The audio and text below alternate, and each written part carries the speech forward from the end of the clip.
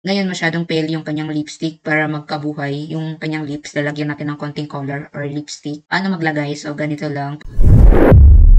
Punta tayo dito sa retouch skin layer. Kunwari ito na yung pinaka-image natin. Add adjustment and then solid color. Usually yung lipstick natin is color red. So, sagad lang natin yan. And then yung kanyang blending move is palitan natin ng multiply. Then reduce natin yung opacity to siguro 50. I-invert natin yung layer ng color fill 1. Dapat nakaselect yung layer control I. And then punta tayo sa brush tool. After nyan, so ayan na may lipstick na sa ate. Pen tool pala yung ginamit ko dito. Hindi na ako nag-brush kasi yung kamay ko masyadong nginig-nginig. Pagkatapos nyan, igawin natin yung opacity ng 100. Pani, sobrang dark na ng lipstick na ate. Ngayon, para mas pagmukha tong realistic yung lipstick natin, lagyan natin siya ng blending option. I-double click lang yung layer. One moment, rename natin to ng lipstick, itong layer na to. Lipstick. Ayan. I-double click natin tong layer na lipstick, tapos adjust natin dito sa underlying layer. Dito muna tayo sa white. Hold yung alt para i-divide natin yung transition. There you go.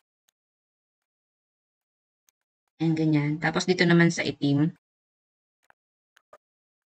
And then, pag satisfied na kayo sa kanyang lipstick, hit okay. Punta rin tayo dito sa feather. Adjust din natin ng konti. Mas mataas, mas nawawala yung lipstick. Diba yung mga uso ngayon yung parang naka-highlight yung parang fading lipstick. Yung sa gitna lang yung may lipstick. Parang naka-lip balm lang. Ay, charot. Para talaga nag-lipstick yun. Okay. There you go. Siguro okay na yan. Nasa inyo na kung ano yung gusto nyo pagkaka-style ng lipstick. Ang ganyan lang. Okay, ganun lang. Meron ng lipstick si ate. Pwede yung palitan ng color yung lipstick. Kung gusto nyo green, pwede natin pink, yan, ganyan. Or medyo pinky-pinky, red lang, red. Yan, parang ano lang, natural lips lang, no? White lang yung lips niya para namumula. So, there you go. Okay na yan. So, meron ng lipstick si ate. So, ayan po yung lipstick na ate.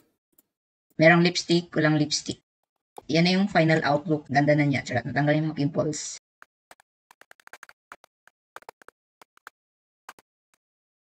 Ganun lang kadali maglagay ng lipstick. Ito yung final outlook niya and ito yung before. And then after editing, tadang, ganda. Malatronics na ang dating. Yan lang muna for today. If may natutunan kayo sa video na to, please hit subscribe and notification bell para mas ma-notify kayo sa mga susunod nating tricks. Yun lang. Maraming salamat. Bye-bye!